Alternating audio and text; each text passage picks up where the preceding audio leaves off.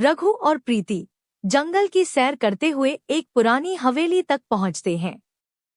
हवेली के टूटे दरवाजे खुद ब खुद हिलते हैं।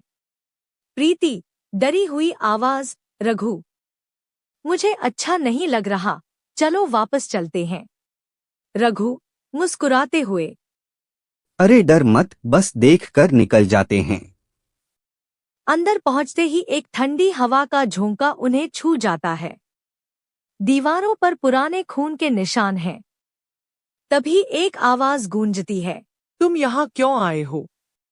दोनों भागने ही वाले होते हैं कि सामने बाबा रहमान आ जाते हैं। रुको, ये हवेली शापित है, यहाँ से बाहर जाने का रास्ता सिर्फ आधी रात को खुलता है।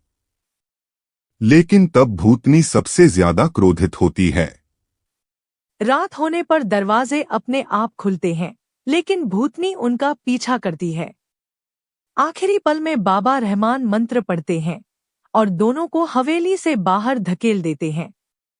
अगली सुबह जब रघुप्रीति गांव लौटते हैं, हवेली की जगह सिर्फ राख और धुआं होता है। लेकिन हवा में अब भी भूतनी की हंसी गूंजती है। और इस बार उसका शिकार बना एक बूढ़ा लेकिन बेहद चालाक भेड़िया। पहली बार लोगों ने उसे तब देखा जब वो चुपचाप एक झोपड़ी के बाहर बैठा था, जैसे किसी का इंतजार कर रहा हो। उसकी आंखों में एक अजीब नशा था और उसके कानों के पास धीमे धीमे एक औरत के मंत्र फुसफुसाने की आवाज आती थी। रात होते ही भेड़िया किसी अदृश्य ताकत के इशारे पर गलियों में घूमने लगता। उसकी चाल धीमी थी, लेकिन जब वो हमला करता तो शिकार की चीख निकलने से पहले ही उसकी सांस थम जाती।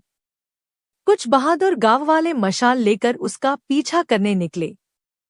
उन्होंने देखा भेड़िया हवेली के दरवाजे पर बैठा है और दरवाजे के पीछे खिड़की से दो लाल आंखें चमक रही हैं।